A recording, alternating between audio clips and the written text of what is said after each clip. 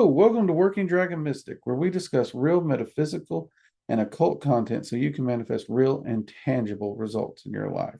This week in our community live, we're going to continue our series on the Goetia with the 58th spirit of the Goetia, Amy. And we are doing this live with our Working Dragon Mystic community. They're currently watching, and afterwards, we're going to do a community discussion about the topic. If you'd like to see these live, do consider joining our community. You can find links below. It's absolutely free. We have all kinds of wonderful discussions and more that happens at the community. But if you're watching this on YouTube and Rumble, don't worry. We'll make sure we have the sigil on the screen when the time is right and all those good things too. All right, so let's get into this, right? We always run down real fast through these and give some quick modern day examples of how these entities can actually be utilized and show, we give an example of the poetic reading of the Goetia, but we do try to translate that to modern times as best we can. This entity is particularly interesting. And this is one where everybody points to. This is one of the things you can easily tell this does not date back to Solomon. Everybody wants to relate the Goetia to King Solomon. And in truth, there's no historical source to relate this to King Solomon at all. None. Not zero. Zilch. In truth, it is thought to have originally been written in the 14th or 15th century. Solomon was already dust by then, let's be honest. But it is referred to as the Lesser and Greater Key of Solomon. This part of it specifically is the Lesser Key of Solomon. Now, the name Amy, this one seems weird to a lot of people because like Amy, just Amy. Yes, not Amelia, just Amy. Yeah. And I agree, that is a bit odd. And I do use the name Amy, no matter how odd it seems to me, because I like to go by what's on the sigil. And the sigil does show Amy. Now, I have talked to a lot of practitioners and scholars of different types, and they have a theory that Amy is indeed the letterage, or how it would have theoretically been spelled, but not the pronunciation. And to this, like you can bounce around all day in a rubber room trying to figure that out. But some people refer to the name as Aeons, or Ions, which is pronounced A-U-N-S and pronounced A-Y-U-N-S. I honestly trip and fall over the pronunciation of that name so often. I just go with Amy. It's simple. We got a nice, simple, plain name in there, and it does match with the sigil. So even if the pronunciation's different and I'm butchering it, it's worked, okay? I've worked with this entity quite a bit, and it does work. Another reason it may seem odd to some people is in all text up until modern times, because there's a few modern texts that change it. In all text up until modern times, Amy is referred to as he. So we are dealing with a masculine spirit using the name Amy, which again, scholars point to the pronunciation difference, which the pronunciation of the other name, Ennis, would be more on the masculine slant. So they tell me.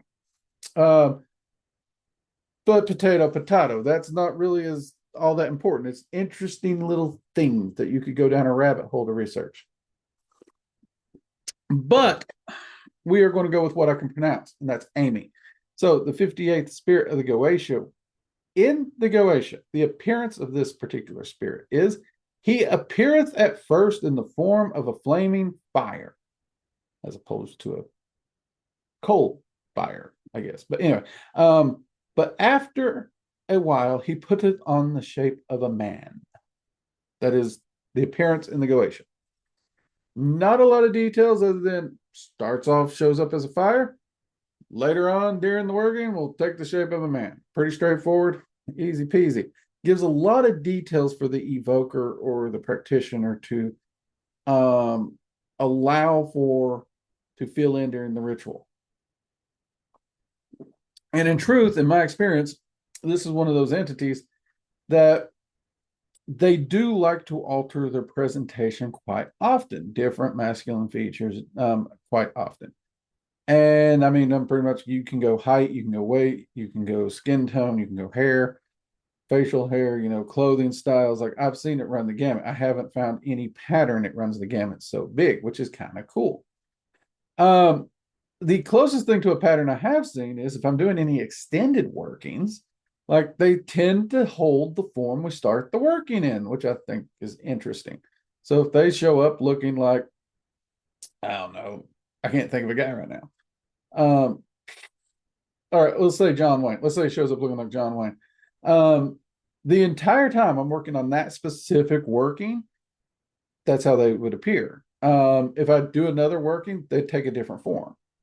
And I've noticed like if I'm doing like four workings, there may be three forms, there may be four forms. It's not, so it's one of those little interesting and fun things working with this entity that I've noticed.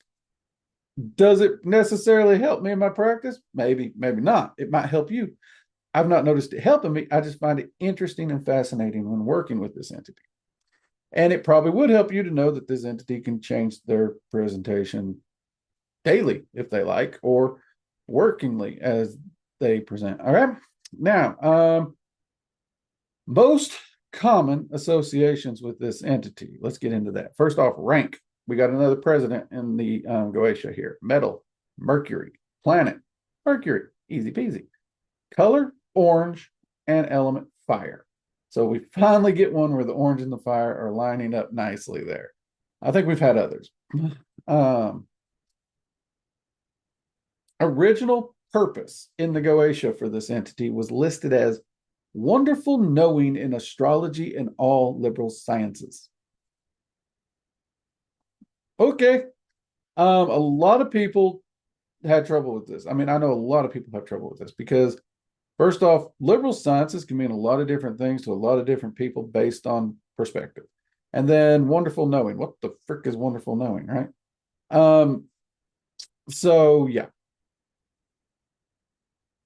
Now, that being said, I've doing a lot of research, talking with a lot of colleagues, magicians, and things like that. I was able to catalog a lot of different things. However, three things I do think are reliable and easy to put in modern terms for this entity. Okay. And some of them is actually pretty neat, I personally think. First off, aid in detecting whether another person is working magic against you or to influence you in some way with magic, and seek to know who that person might be. This one can be helpful, but I always caution against this one because this one can also drive a man paranoid, right? There's so many people who's already paranoid about curses and hexes and spell wars and all the bullshit, when honestly basic grounding and shielding could prevent 99.9% of anything you got to worry about. But if you're already prone to worry about that and you're constantly working with this entity, you can easily superimpose your own fears and worries. You have to be able to set your fear, you have to be able to set your worry aside for this to actually work well, because you could superimpose it very easily. And you could be picking up on your own workings, just like you can self-curse. You can literally pick up on your own self-curse here. All right. And when it comes to who it might be, you run into another problem, because when it comes to who it might be, your paranoia, your thoughts of who you want to blame or who you think might be to blame can easily pop up and superimpose. And honestly, the hardest person to identify will be yourself, because we're programmed last to look at ourselves. We kind of are mentally.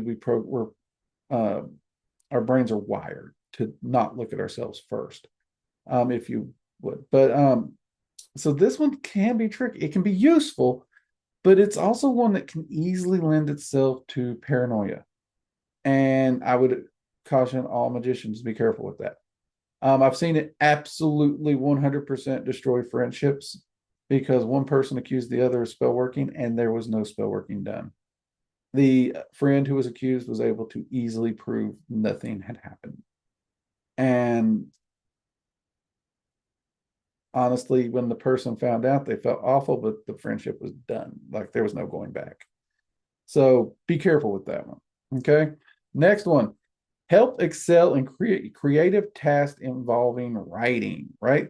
So if you're a writer, whether it's a poet, you're wanting to write stories or something like that, easily pliable. You can work with Amy in a methodology to actually boost your creative abilities and excel in that area. Now, poetry and stories, yes. Now, some people have asked me, will this help me write music? I would say yes, because if you're writing music, technically speaking, that will help you write better music. Note, writing music is not playing music. Writing music is not singing music. So it's not necessarily going to help you in the performance side, but might help you in the composing side. Okay. So when it comes to when you're something you're writing, something you're creating, it has to be creative task and it has to be a writing task of some kind. Amy can be a big help in that. Okay. All right. Next, we got our final one here. And this is one that I think a lot of magicians do try to dive into outside the writing. I honestly think writing is probably the biggest reason most people work with Amy. And I think it's a great one. I mean, I'm not probably ever going to get any books of poetry published or any short stories, but I've tried my hands at them a time or two. There's been plenty of times when I've been stuck in a snowstorm or something, and all I have is pen and paper, and I will try my hand at poetry. I'm not a poet, but hey, sometimes you got to try. So most people will probably go to that. However, this next one is the one I like, and that is Guide One to discover sources of wealth that could be accessible to them should they take the appropriate actions. Okay. Now, this one usually presents in the Goetia as finding treasures or wealth or something like that. And most people think buried treasure, artifact, jewels, something like that. And that may potentially be possible, but it's also highly unlikely. Unless you're an archaeologist or something, or a treasure hunter, and you're actively out there in the field digging and metal detecting, and you got the permits and all that crap. That's going to up your odds. However, for most of us, it's going to be sources of wealth through career opportunities, job opportunities, entrepreneur opportunities. There's so many things. And I would even, as much as I hate to say it, scratch off lottery opportunities, bingo opportunities, gambling opportunities, what you may.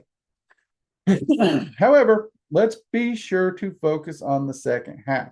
Yes, the first half says discover sources of wealth that could be accessible. Great. But the second half, to them, should they take the appropriate actions? This is clearly stating that Amy can help you identify a source of wealth, but you still have to navigate appropriately to it. You have to take the correct actions to reach it. You have to take the correct actions to utilize it. And those are the steps where a person can easily get tripped up on. Now, in my experience, Amy can somewhat help you navigate. Ultimately, this entity does not care about your navigation to it. They will help you identify it. And for the most part, once it's identified, their job's done. They don't care. Good luck climbing that mountain, selling that ship, navigating that maze. They showed you where it's at. You figure out how to get it. That's kind of the catch-22 here. But I do actually think this one is quite interesting. And I've consulted Amy on a few different projects and everything in the past that I was doing. And I've seen some lucrative returns, though I'm not going to lie. Being shown the outcome without being shown how to get there, the navigation part was a pain in the rear. It really was a pain in the rear. So take that for what you will. Okay. Now, for the live viewers, you all saw the sigil when you clicked on here, but it was the thumbnail. So you have easy access. For you on YouTube and Rumble, we'll make sure it's right up here somewhere on the screen so you can see it. All right. And that is it. That is the 58th Spirit of the Goetia. Amy, pretty easy and straightforward. Again, if you'd like to join us for these live so you can take part in the after discussion, join us at the Working Dragon Mystic community. You can find the links below. or you can find us at workingdragonmystic.com. And there's a little tab up there that says community. You can click that, it'll jump you right on over and you can sign up. It is a free community to join. We do have a supporter section with supporter only lives, access to all our classes on the online school, current and future. We do workshops with the supporters. In fact, I'm recording this at the end of December, and at the start of January, we're getting ready to start a New Year's path working. It's going to take us about 6 months. We're going to be working on that with the supporters. They get free access to it for being a supporter, based upon Musashi's 5 rings and the Dokuro. Everybody's really looking forward to it. I'm personally hyped for it. And it's only like $10 to be a supporter. You get all that. Oh, also monthly spell working. You can put in a request for customized monthly spell working done by me for you. So a lot of great perks to that. We also do some giveaways from time to time.